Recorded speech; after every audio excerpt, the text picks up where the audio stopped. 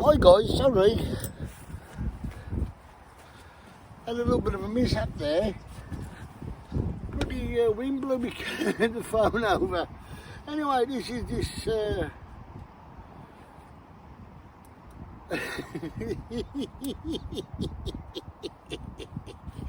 I said I would show woods and all, didn't I? Nice little camping thing, look. Proper little camping thing. Sits lovely. It's got a little click there. Self-sparker. Gas fits in there to go on top of the bottle. And yeah. You know. Bollocks. So I'm sorry I swore then. I didn't expect that to go like that. As I said before, when I first started doing this, it's going to be grapefruits. And I said you're going to see every little mistake I make. But that wasn't my mistake, by the way. The wind just picked up a bit and blew my phone over. Yeah, and it's coming up to Christmas time, folks. And let's just reflect on people who are going through a hard time at the moment, mental health wise.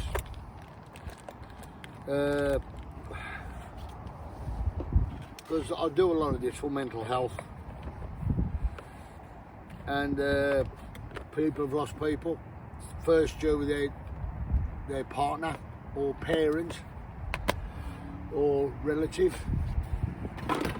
Not a nice time of year, but we've got to carry on. And as I look at it is, I'm in work Christmas Day, and of course I've got a 14-year-old daughter, and she always says to me, "Dad, you're always working." I can understand, but she understands that I don't work, I can't afford certain things, so she does understand the value of money. Luckily enough, there's going to be people abroad, people who are in the army, people who are in a hospital. Spare the thought for them, please. It's Christmas, and I say it's the sign of goodwill.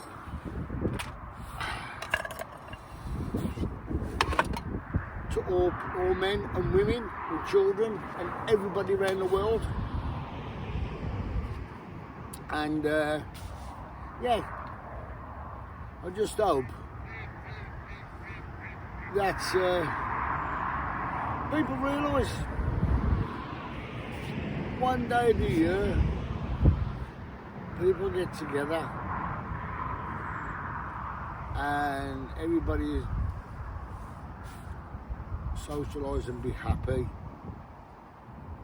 Let's please, for one day, all the wars, what's going on around the world, one day it's Christmas Day.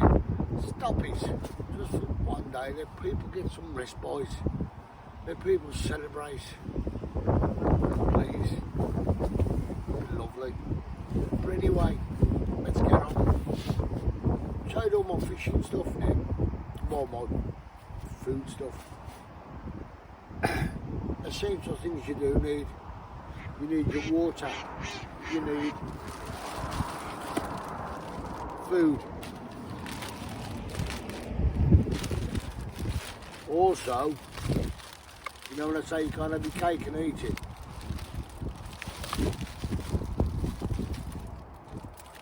Some cake. My treat. I can eat this one. because it's warm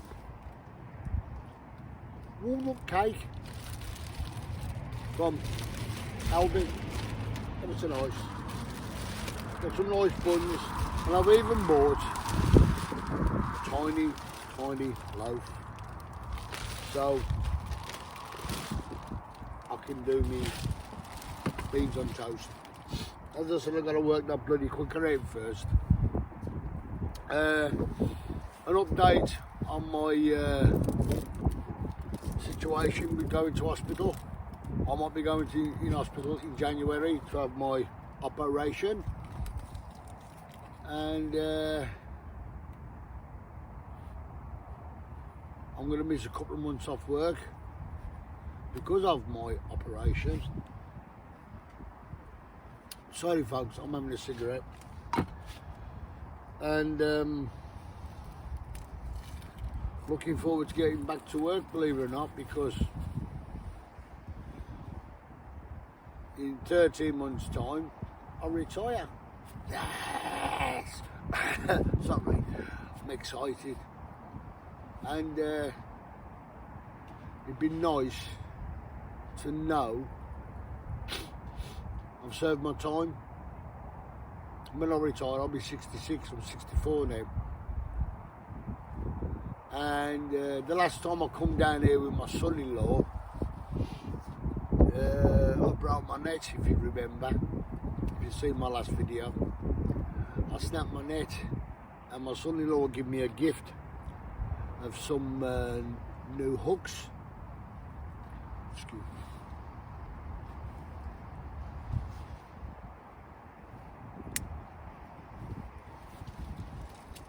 Putting me rubbish in there. My son-in-law gave me some new hooks, and I looked on where he got them from. Just one pack of them hooks, and there was 10 in each one. That wasn't cheap. And he gave me 100 of these hooks, and just for one 10 pack, 15 quid.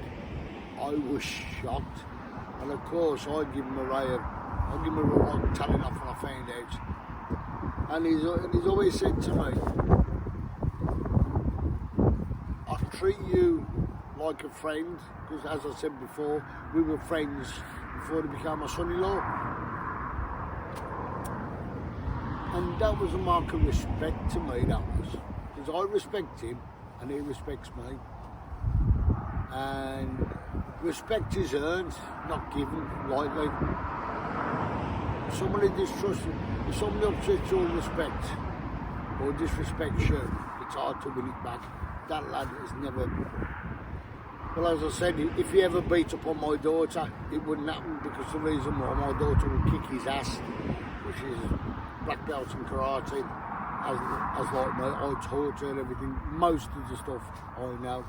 And believe it or not, he's scared of it. But he's a lovely lad, as you see, very, very polite, very gentle talking. Because somebody said that's why you don't all talk like that down there, and they do a proper job. But yeah, as you can hear, I'm by the road again. I'm on my favourite lake, and I will start doing some fishing in a bit. But I thought I'd just say Merry Christmas to you all. Have a good Christmas. Don't overindulge. Don't get getting drunk. Well, you can get merry. I mean, because me, I'm not a drinker. The only drink I ever have is New Year's Day. I go home, I drink Southern Comfort, I love it, but I don't drink it like every day, special occasions only. And I always, Southern Comfort, I get a glass about that big, and I fill it about half full, drop a bit of Coke in it.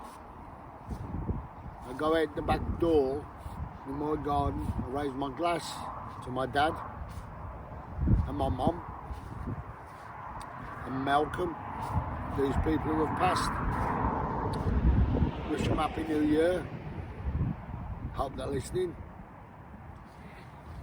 And yeah, it's great. That makes me feel good. So I've brought the New Year in with them, even though they're not here in body, but they're here in spirit. I had a good win on lottery last night. I won 30 quid. Nice. So that'll pay for my next lot. Yes, folks, but over Christmas,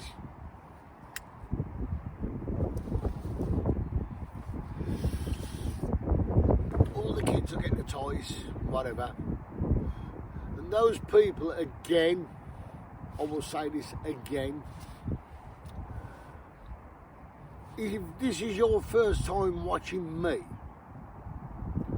go back to where I started from.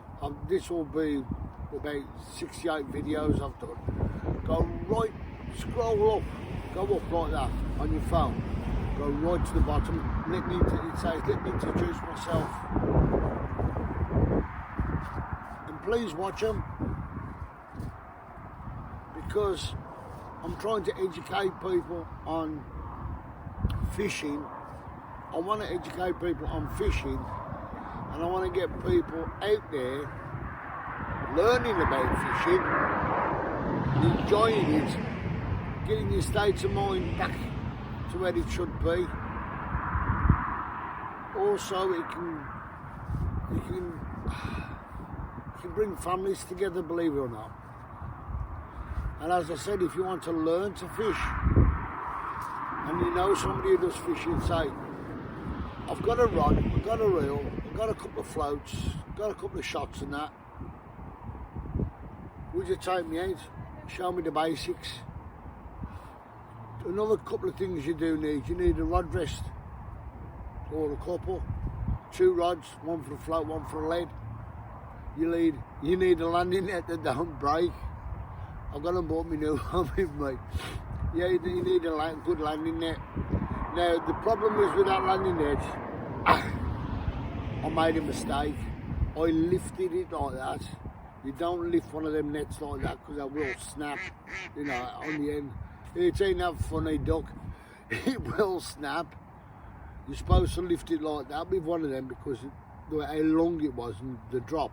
You're supposed to lift it like that, but I didn't. I was in such a rush to get that bloody fish out. My own fault. My own stupidity.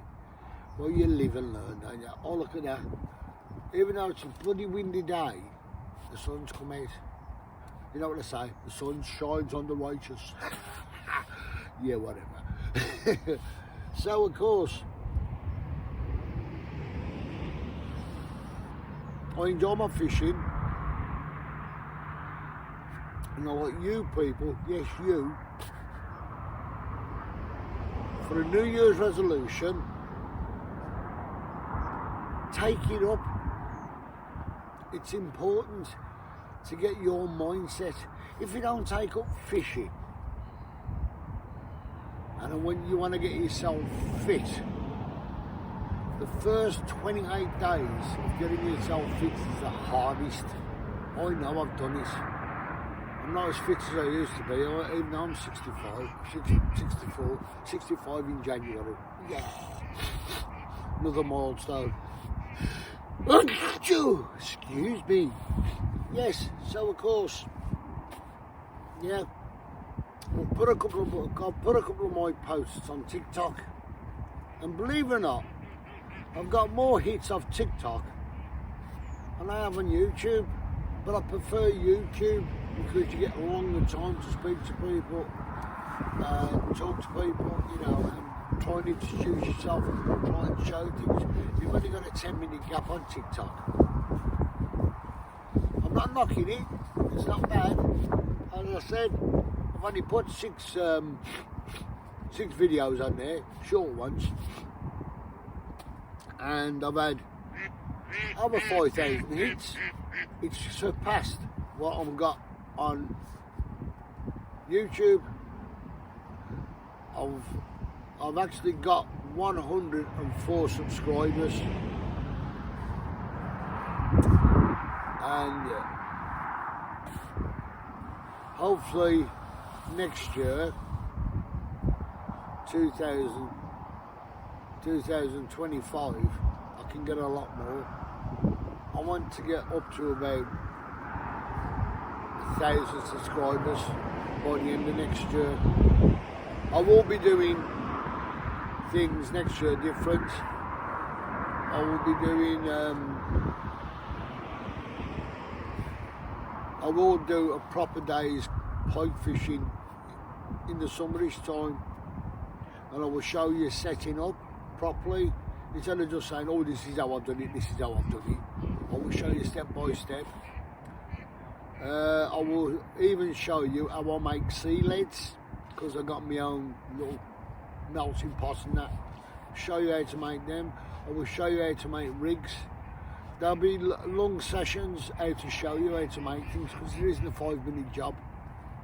It does take time, and if I explain it properly and slow for you, I'll pick that up in a bit, don't worry.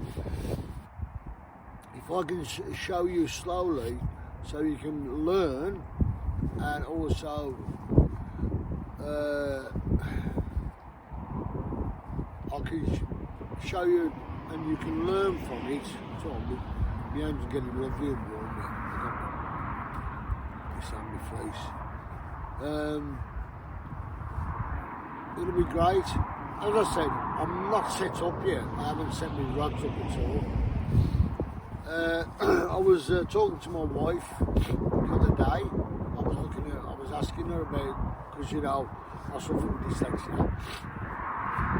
I've mentioned that many a time, because I laugh and joke about it. I can take the piss out of myself being anorexic, dyslexic, yeah, or disco-technic, or whatever you want to call it, hypoplectic, I don't care what you call it. And yeah, I said to her about a book I used to look at when I was a kid. Couldn't read it, but I used to work out what was going on through the pictures, and it was fishing by what's his name? Mr. Crabtree.